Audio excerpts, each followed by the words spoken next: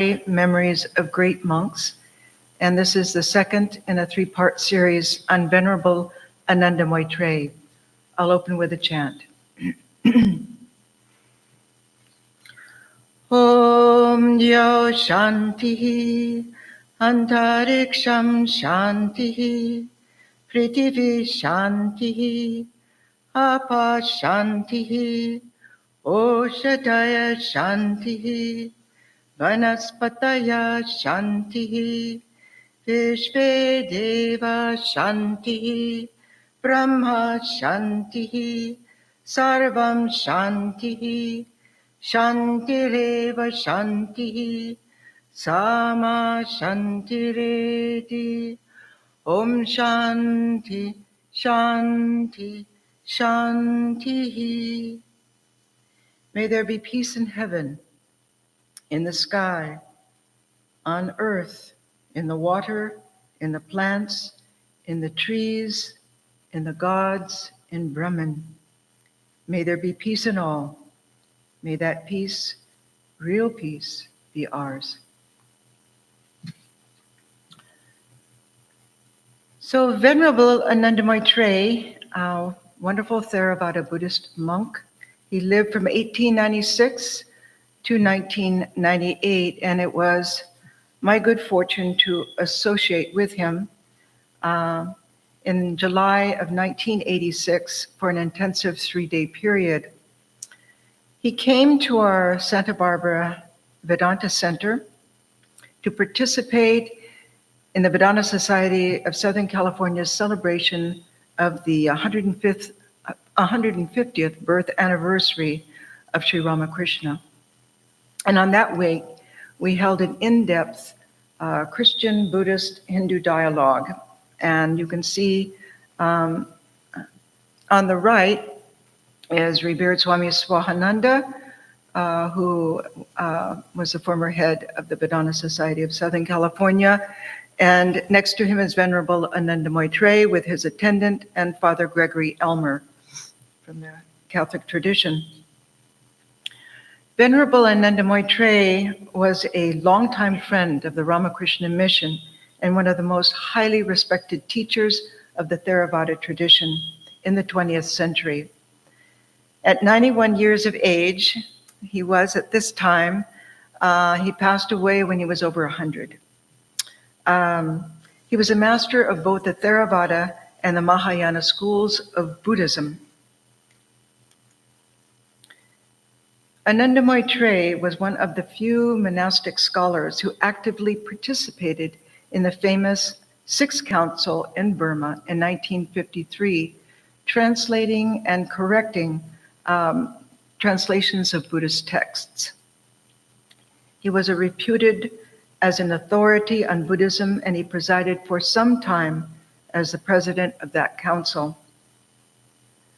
Both a seer and a scholar, Ananda Maitreya helped popularize Buddhism in the West because of his special ability to make the most advanced Buddhist teachings accessible to Buddhist students at any level and to non-practitioners alike. Thus, it was only natural that he was chosen by BBC's television series, The Long Search, to represent Buddhism in its 1977 episode, Footprint of the Buddha, and you can Google that and bring that video up. As mentioned in the first talk, Ananda Maitreya was inspired at an early age by Swami Vivekananda. He had over 1,000 pieces of literature relating to the Ramakrishna, Vedanta, and Hindu tradition in his own personal library. And furthermore, he studied Vedanta and practiced Raja Yoga for some time, though there are some marked differences between Vedanta and the Theravada Buddhist systems, such as the Theravada concept of consciousness being only mental units rather than unified consciousness, as in Vedanta, and a concept of no self rather than the Atman. Venerable Ananda Maitreya's in-depth study of Vedanta revealed to him profound similarities, to the point where he recognized the negation techniques within the Drigdrishya Viveka, which is neti neti, this little I associated with my mind-body complex is impermanent, to match those techniques of the Vipassana meditation system. The only difference is that the Vipassana discipline does not affirm any positive conclusion. In other words, it doesn't recognize the outcome of that discipline to be neti neti atma, denying all false identification, gross and subtle, with this mind-body complex to arrive at knowledge of the Atman. In other words, the rigorous and systematic Vedanta process of negating all impermanent and illusory features of this mind-body complex known as Viveka, the Jnana Yoga path of discrimination, ultimately uncovers the supersensuous reality of the Atman. But on the other hand, the Theravada Buddhist Vipassana practice of negation does not lead to the Atman because, first, from the Theravada Buddhist perspective, most people would misunderstand what the Atman is and mistake it for the shadow ego. And second, Vipassana gives insight into the true nature of reality as sunyata, emptiness. However, when my teacher, Swami Prabhupada, met D.T. Suzuki, the renowned Zen master, they both recognized, though they could not speak a common language, they both recognized sunyata, the emptiness of Buddhism, as Purna, the fullness of Brahman. So in this 3-part series, in the first reminiscence, which is on YouTube, Venerable Ananda Maitreya shared the similarities between Vedanta and Buddhism, the means to attaining the goal of liberation in this life, some of the forms of meditation taught in the Theravada Buddhist tradition, Buddhist mindfulness practice, and spiritual experience. In tonight's reminiscence, Venerable Ananda Maitreya will share the stages of illumination, what the spiritual heart is, the higher self, both in Vedanta and Theravada Buddhism. And so we will begin what are the stages of spiritual illumination in Theravada Buddhism. Ananda Maitreya explained there are 4 stages.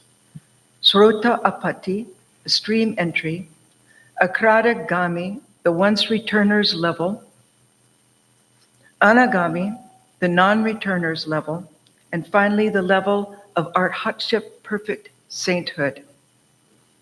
In the first stage, the vision of reality comes, which is called sotapanna, the entrance into the stream, to the real, the holy path. And it's interesting, these words are also used in the Vedanta tradition, enter into the stream of consciousness. What is that experience? Ananda Maitreya explained. On one side, the aspirant sees the world as impermanent, as illusion. On the other side, he sees the reality, that is nirvana. He sees both. For just a moment, the aspirant sees that, then the vision disappears. Again, he comes back to normal consciousness.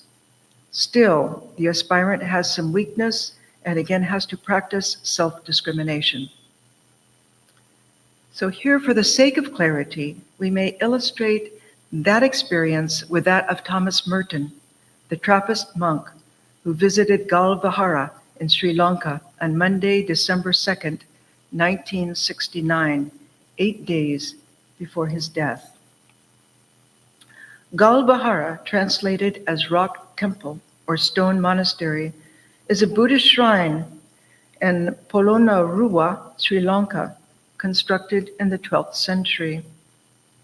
On Thursday, December 5th, Merton entered in his Asian journal a description of his experience there in the presence of the great statues and his reflection on that experience. He wrote, "The path dips down to Galvahara, a wide, quiet hollow surrounded with trees. a low outcrop of rock with a cave cut into it, and beside the cave, a big seated Buddha on the left, a reclining Buddha on the right, and Ananda, I guess, standing by the head of the reclining Buddha in the cave, another seated Buddha. Merton continues, I am able to approach the Buddhas barefoot and undisturbed, my feet in wet grass, wet sand. Then the silence of the extraordinary faces, the great smiles, huge and yet subtle, filled with every possibility, questioning nothing, knowing everything, rejecting nothing, the peace not of emotional resignation, but of sunyata, that has seen through every question without trying to discredit anyone or anything, without refutation, without establishing some other argument. I was knocked over with a rush of relief and thankfulness at the obvious clarity of the figures, the clarity and fluidity of shape and line, the design of the monumental bodies composed into the rock shape and landscape figure, rock and tree. Looking at these figures, I was suddenly, almost forcibly, jerked clean out of the habitual half-tide vision of things, and an inner clearness, clarity, as if exploding from the rocks themselves, became evident and obvious. The queer evidence of the reclining figure, the smile, the sad smile of Ananda standing with arms folded. The thing about all of this is that there is no puzzle, no problem, and really no mystery. All problems are resolved and everything is clear simply because what matters is clear. The rock, all matter, all life is charged with Dharmakaya. Everything is emptiness and everything is compassion. I don't know when in my life I have ever had such a sense of beauty and spiritual validity running together in one aesthetic illumination. Surely with Polonnaruwa, my Asian pilgrimage has come clear and purified itself. I mean, I know and have seen what I was obscurely looking for. I don't know what else remains, but I have now seen and have pierced through the surface and have got beyond the shadow and the disguise. Venerable Ananda Maitreya continued. After some time, the Akratagami, the once returner, aspirant, develops his inner knowledge and inner vision. He comes to the same state a second time, but it is more developed and higher. With this vision of the Anagami, the non-returner, some of his attachment to the world disappears, but still he must come back. When he examines his experience, the aspirant understands that he is not yet perfect. Again, he practices discrimination. Then the fourth stage comes, arhatship. Herein he roots out anger, and sensuality entirely disappears from him. The vision of nirvana becomes clearer than before. However, when he examines himself, he finds there is still some ego, so he must continue to practice discrimination. Now, perhaps this first level of the fourth stage was best illustrated in the previous talk on Venerable Ananda Maitreya when he described his use of pranayama as an abbot of a number of Sri Lankan monasteries, to foresee problems arising in them and thus his ability to intercede. The practice of pranayama had given him the powers of clairaudience and clairvoyance.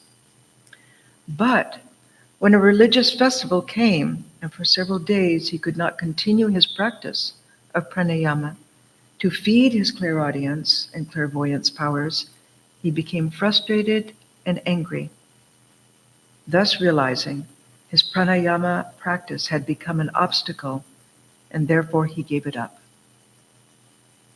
Venerable Ananda Maitreya continued, "At last the aspirant comes to the full understanding. All his remaining weaknesses are rooted out. Now this light of nirvana is as perfect as daylight. In such a state, he sees perfectly the world as it is, as well as the opposite side. He becomes a jivan mukta, one who is free while living.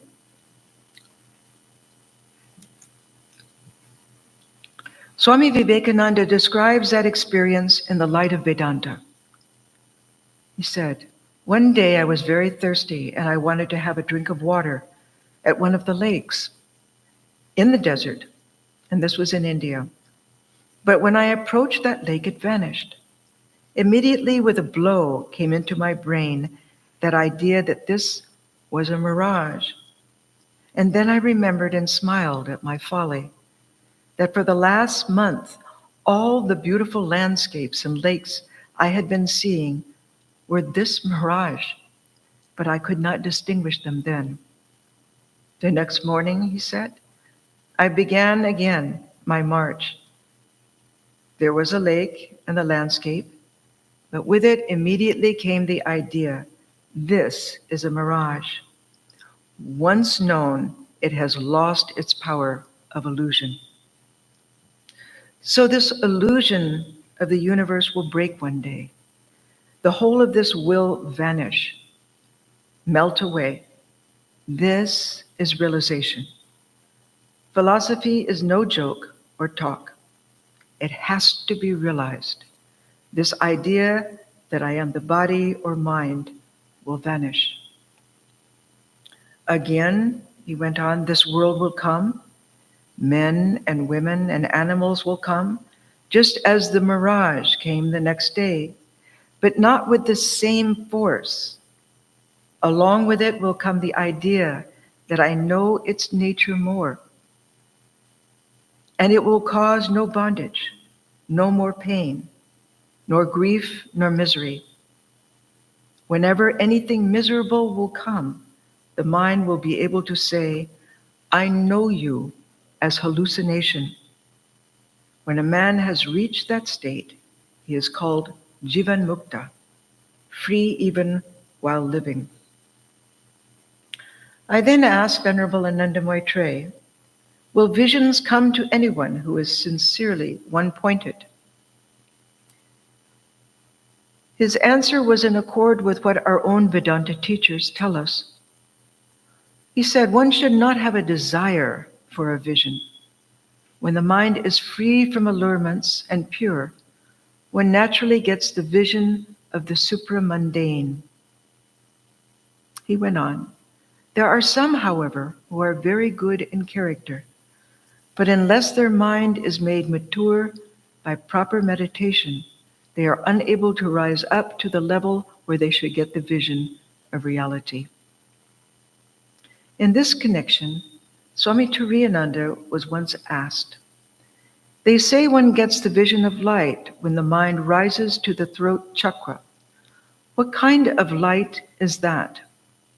Yes, one sees light, the Swami answered, but then it is not any gross light. It is the light of knowledge. What is the special characteristic of that light of knowledge? Sri Krishna explains in the Bhagavad Gita, 2nd chapter, verse 69. The recollected mind is awake in the knowledge of the Atman, which is dark night to the ignorant. The ignorant are awake in their sense life, which they think is daylight. To the seer, it is darkness. Now we come to the heart. As a follow-up question, I asked, Are such seers those who have opened the wisdom eye, aware that their seat of consciousness is in the heart? Ananda Maitreya's answer was in accord with the Vedanta scriptures. Yes, he said, I think they are aware that their seat of consciousness is in the heart, and that heart center is 5 finger spans up from the navel in the center of the chest cavity near the spine. It is not the anatomical heart. I offered, in Hinduism, the heart is considered one of the most suitable seats of meditation for most aspirants. He added, according to the Buddhist tradition, the heart is the seat of the mind. The seat of the mind. From that basis, it seems that the heart is one of the most suitable seats of meditation. So now in this connection, it's important to note that in the Sankhya Yoga tradition, there are various functions of the mind called by different names. Chitta is the mind stuff, the lake of the mind. And it includes vrittis, thought waves, emotions, memories. It also includes manas, ahamkara, and buddhi. Manas is a component of the mind that receives sense impressions and presents them to the buddhi, the recording faculty of deliberation, such as I see a person. Ahamkara is the ego sense, a component of the mind that claims sense impressions for itself as individual knowledge. And the buddhi is also known as D, DHI, the discriminative faculty, the higher mind that is watching the mind. The buddhi is located in the spiritual heart. That is where spiritual experience takes place, in the buddhi, in the heart. And when you read in Christian literature, mystic literature, place the mind in the heart, that is in accord with what our Vedanta seers understand. Sri Ramakrishna said, whatever appears in the pure mind is the voice of God. That which is pure mind is also pure buddhi. That again is pure Atman. So to refine the topic even more, Swami Atmarupananda at one time explained, most Vedantins, he explained this in Dallas when he came, most Vedantins would say what the yogins would say, that the mind distorts the reflection of the Atman or the Purusha. So an impure mind, it distorts the reflection. But he went on, but from a higher standpoint, an Advaitin could say that the mind is a distorted reflection of the Atman. Subtle difference. As Sri Ramakrishna says, he continued, the pure mind, the pure buddhi, and the pure Atman are the same. And then the mind becomes no mind, to borrow the expression of Zen Buddhism. That is, when one realizes the self, there isn't a mind that is left behind while you identify with Brahman, waiting for you to return. No, the mind has merged into the Atman, which it actually is. It's just a distorted reflection of the self. So what is the self in Buddhism and Vedanta? I began by asking Venerable Ananda Maitreya, in Hinduism, there is the idea of the inner controller and also the witness consciousness. But in Buddhism is the concept of the self, sunyata, or the non-self. Ananda Maitreya replied, sunyata is the last stage. In the beginning, it is the inner controller. In Theravada, he said, we don't take sunyata as an inner controller. What we have to do is realize the sunyata of the world. Sunyata means emptiness of any reality. Who then is the inner controller, I asked. One's own mindful mind, he explained. The faculty of reasoning accompanied by mindfulness is our inner controller. But that perspective may confuse Theravada Buddhists, he told me. And see the breadth of this wonderful seer. Is that inner controller felt in the heart? I asked. Yes, he said. A person who has developed it feels it. That is the God within. And he used the word God. Now here it's important to know that the word God is not used in the Theravada Buddhist tradition, but Ananda Maitreya's explanations show not only the depth of his realizations, but his breadth in having practiced certain Vedanta sadhanas to a fairly high level of attainment. So what is the inner controller in Vedanta? We may ask ourselves. We find the meaning in the Brihadaranyaka Upanishad, 3rd chapter, section 7, verse 15.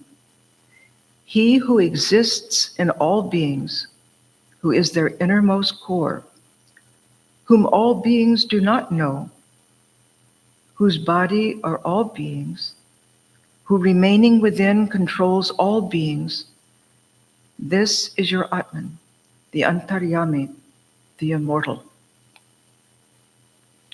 Venerable Ananda Maitreya continued. He continued with a caveat in a traditional Theravada Buddhism. He said, however, for some persons there come some obstacles. If they think that God is a person and they personify and imagine some form, in the beginning it will be helpful. But if they retain the same attitude, they cannot develop along the Theravada path. The aspirant has to go beyond form, I asked. Yes, he said, the form disappears. Then does it become the inner controller? I continued. Yes, he said. Then finally the witness, I asked. Yes. Then you see no God but yourself. I am that. A form or concept imagined as an inner controller, so long as the mind is fixed on it, the real inner controller, from his Theravada Buddhist perspective, is the quality or faculty of reason which analyzes, criticizes, or discriminates, which is accompanied by mindfulness. And this is the subtlety of mind. It is not our basic, analysis. This is a mind taken to a very, very, very fine and high level. He said, the faculty of reason which is developed into full wisdom is the witness. So here it's important to note that in Vedanta, the inner controller means the divine power of consciousness seated in the heart. It is a felt experience of the personal God, which then ultimately dissolves into the witness consciousness, which is without any presence of the personal God. So that is basic stages of development in meditation on the personal form.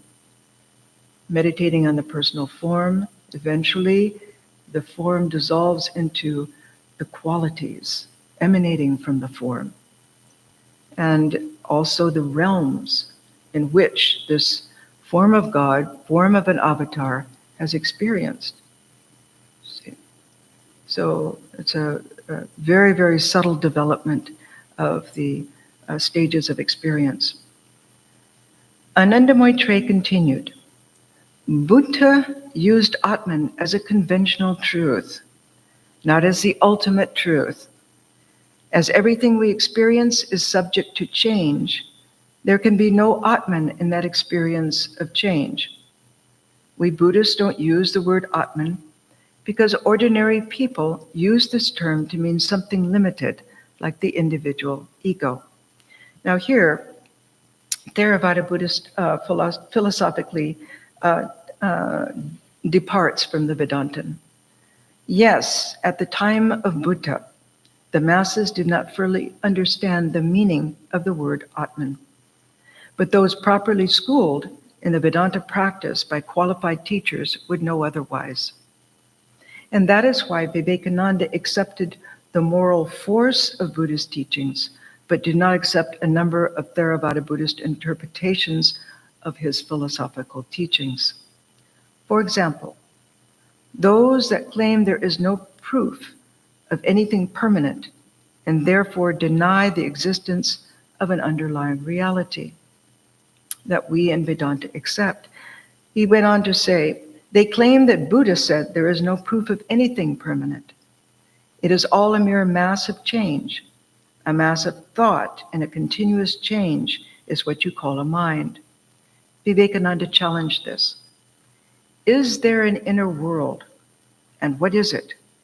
It is the Atman. It is the self. It is the only thing an individual can be sure of. If he knows himself, he can know the universe and not otherwise. Vivekananda continued. The same question was asked in the beginning of time, even in the Rig Veda in another form. Who or what existed from the beginning? That question was gradually solved by the Vedanta philosophy. The Atman existed, that is to say, what we call the Absolute, the universal soul, the self, is the force by which from the beginning all things have been and are and will be manifested. Now, to sidestep the Theravada Buddhist assumption that practitioners would not know the difference between Atman and ego, I persisted. But the real self, the higher self, I asked. Ananda Maitreya answered, according to the Buddhist way of looking at things, when one says self, the word self limits its sense by itself. So long as we limit ourselves to the notion of self, we will not get out of this limited state. He went on, whenever we root out the attachment to limitation, we become free. This is not a state we can express or name by positive terms. We call it nirvana, a negative term which means freedom from binding. It is not nothingness, but it is beyond words. I asked, can it be called fullness? He answered, as a conventional term, we may call it fullness, but even the word fullness seems to be a relative term. Nirvana is to be experienced, but not to be expressed by any positive terms, for all such terms are coined to express the conditioned, whereas nirvana is unconditioned. Vedanta and Sri Ramakrishna would certainly agree that the Absolute is beyond words. One day, Sri Ramakrishna wanted very much to share his spiritual experiences with his monastic disciples. While coming down from Nirvikalpa Samadhi, and still under its influence, Sri Ramakrishna would try to describe that state, but he was unsuccessful, and would enter again into that state. Eventually, he would tearfully say to his monastic disciples, I wish very much to tell you about it, but I cannot. Somebody shuts my mouth. I asked Venerable Ananda Maitreya, to try to express the unconditioned then is like a defilement? Yes, he said. By means of words, you cannot explain it. Always you have to refer to it with a negative expression, neti, neti. Not this, not this. Ananda Maitreya continued, however, even in Buddhism, you can find the term Atman or Nirvana. One passage reads, he said, monks live with the Atman for their refuge. But there the commentary says that the Atman means Nirvana. Sometimes, he said, even Buddha used the word Atta, which is Pali, for Atman. for nirvana. But at the same time, the commentary clarifies that he did not mean individuality or ego. The ego is limited. Now, we would certainly understand that. We're very seriously schooled in the difference between ego and Atman. Atman is one with Brahman, I then stated.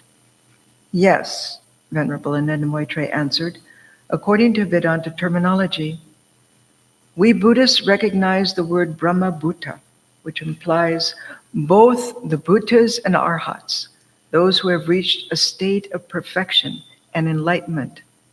Brahmayana, the highest vehicle or the way to the highest good, nirvana, also means the Noble Eightfold Path. In the Sutta Pitaka, we find both these words. From this it seems that the Buddha and his disciples have used the word Brahman to express holiness or perfection. He continued, very interesting. According to Dr. Grimm, a German Buddhist, and his followers, Brahman, Atman, and Nirvana mean the same thing. This is the point of controversy between Orthodox and non-Orthodox Buddhist scholars. Then he shared, I have not yet reached my own conclusion on this point. Then came the question, when a Buddhist rishi sees a person, what does he see? Ananda Maitreya explained, according to convention, I would say he sees a person, but from an absolute point of view, I would say he sees states. Like waves, I asked? Yes. Then came the question, it must take a tremendous amount of self-control for a rishi to walk in a conventional way, doesn't it? He answered, even though one has realized the ultimate truth, it is not difficult for the wise to use convention without being deluded. Suppose a man works in his field as a farmer. If the same man owns a shop, in a shop he successfully works as a merchant. Here we're reminded of Arjuna's famous question in the Bhagavad Gita, 2nd chapter, verse 54. Krishna, how can one identify a man who is firmly established and absorbed in Brahman?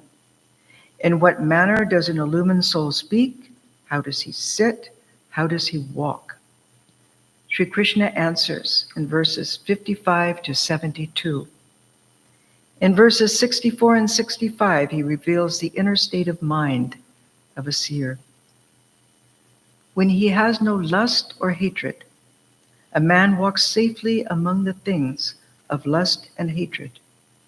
To obey the Atman is his peaceful joy. Sorrow melts into that clear peace. His quiet mind is soon established in peace. So though Vedanta and Buddhism are similar in many respects, there are some philosophical differences as regards the nature of consciousness and the end result of the viveka or vipassana, the path of negation. In Vedanta, it is the Atman. In Theravada Buddhism, sunyata, emptiness. These two traditions also view Buddha himself differently. To the Theravadins, he is a highly evolved soul. To the Vedanta, an avatar. But unlike the other avatars who descended, he ascended. But both schools would agree the ultimate reality is beyond words, and the goal of life is to attain that ultimate truth.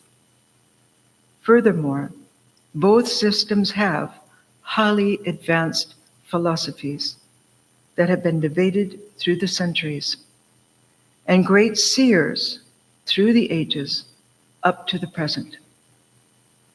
In our next and last presentation, see, it would be Sunday. In this Buddhist series, we'll share Venerable Ananda Maitreya's Theravada perspective on reincarnation. What are the necessary qualifications in spiritual life? What are the obstacles in spiritual life? How to spiritualize our everyday life? And he will also share certain helpful mindfulness techniques. So in this way, we share in the illuminating holy company of this highly evolved and exceptionally broad-minded Buddhist monk. And I would like to end this talk with a guided meditation taken from a Buddhist practicing strength of an expansive heart by Thupten Jimpa. So let us sit. If you're in the chair, put your feet firmly planted on the ground. If you are seated on the floor, sit with your spine straight, your chest slightly forward, and your hands held in the lotus position here. Your right upturned palm resting in your left upturned palm. Breathe in deeply and exhale completely 3 times.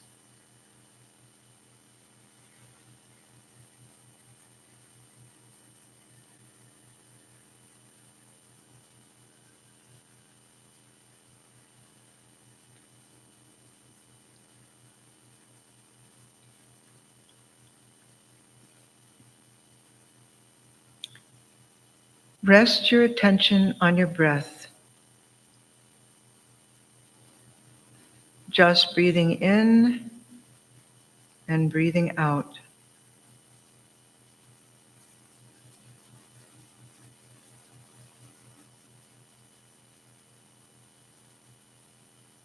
Notice the energy of your body and mind slowing down.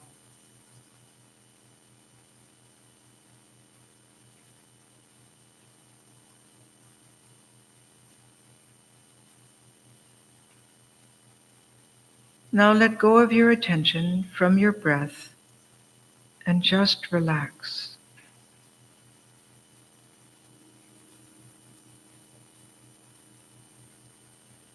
Ask yourself, what do I wish from the depths of my heart for myself? Happiness, joy, peace, love, connection, meaning?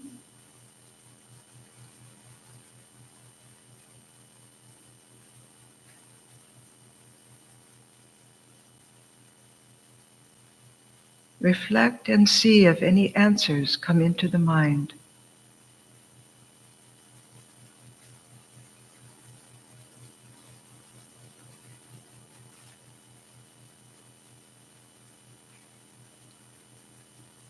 If nothing specific comes to mind, just stay with the energy of the open question.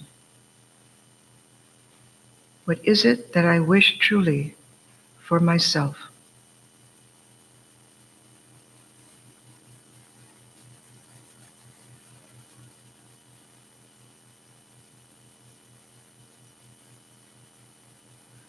Now ask a second question. What is it that I wish from the depths of my heart for those I love?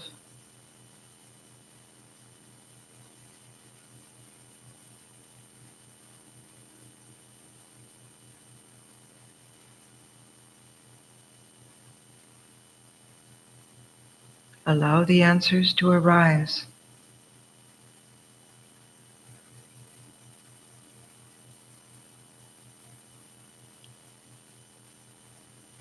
If nothing comes to mind, just stay with the energy of the open question with a sense of curiosity.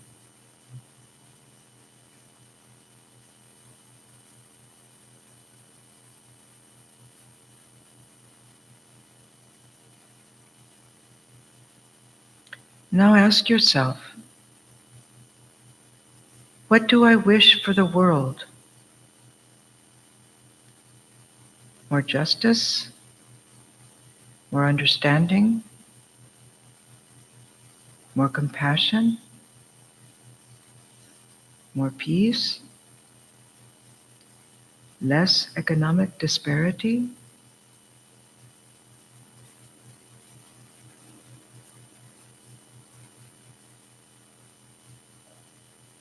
Let the answers arise. If they do, simply acknowledge them. Don't edit them. Just notice them.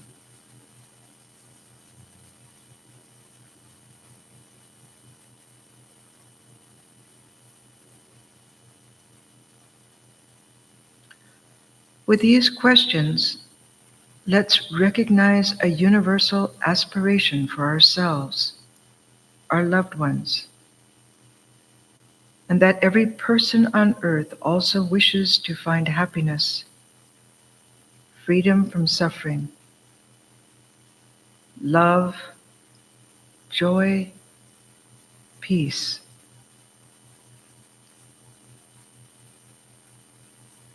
And each person wishes the same thing for their loved ones, just as I do.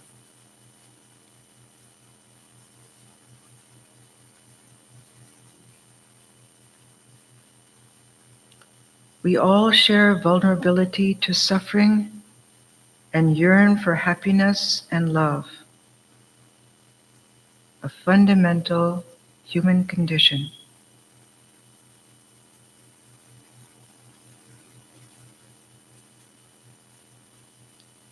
Now, let's be courageous and bring to mind an image of suffering.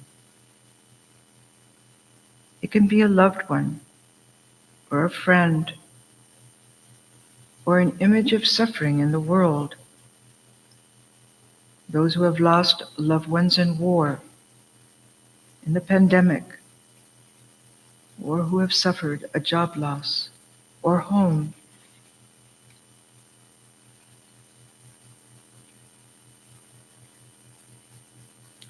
Let's take a little time to reflect on the suffering, the pain, the feeling of uncertainty, fear,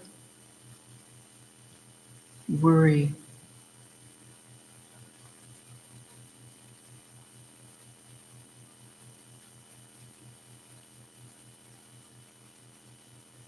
Now let's open our heart. Allow the tenderness of our heart to express itself by bringing that person or image of suffering to mind, and silently say, "May you find peace. May you find courage.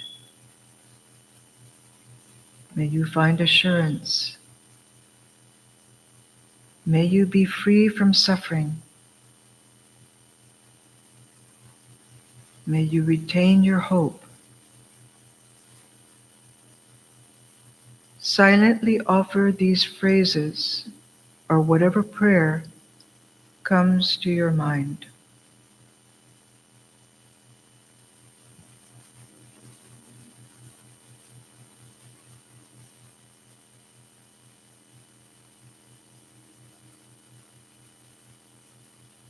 Then, let's expand our scope further and include everyone in our community,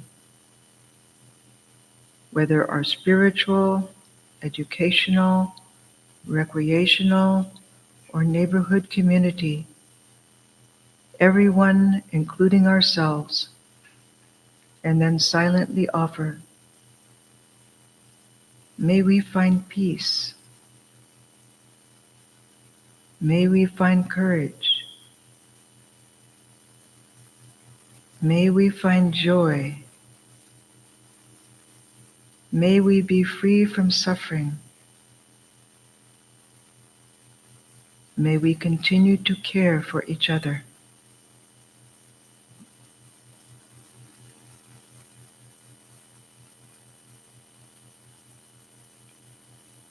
And then let's extend our scope further to everyone, including ourselves living in this country. And again silently say, may we be free from suffering. May we find courage. May we find peace. May we find joy.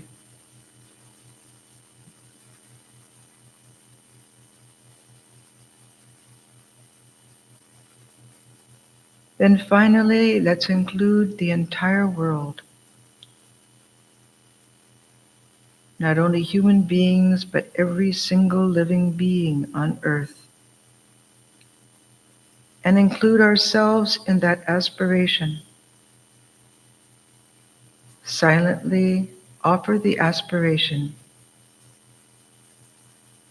May we all be free from suffering. May we all find peace. May we all care for each other.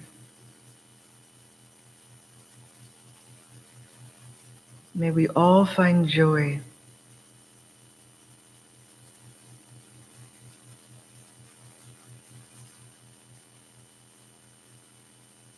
Now, bring your attention back to your breathing.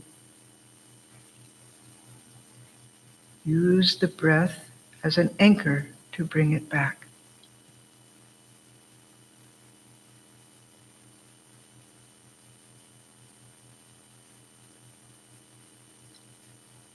Let your attention rest on your breathing, noticing as if for the first time the air coming in and out of your nostrils.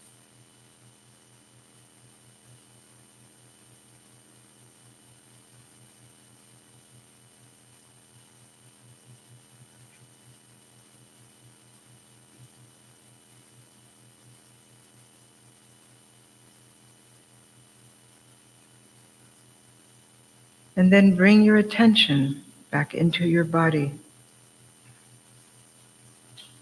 noticing especially the points where you feel contact. Your feet touching the ground, your right palm resting on your left palm.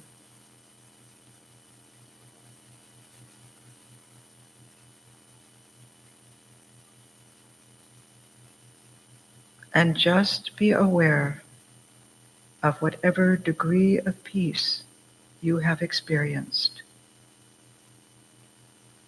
Just notice it.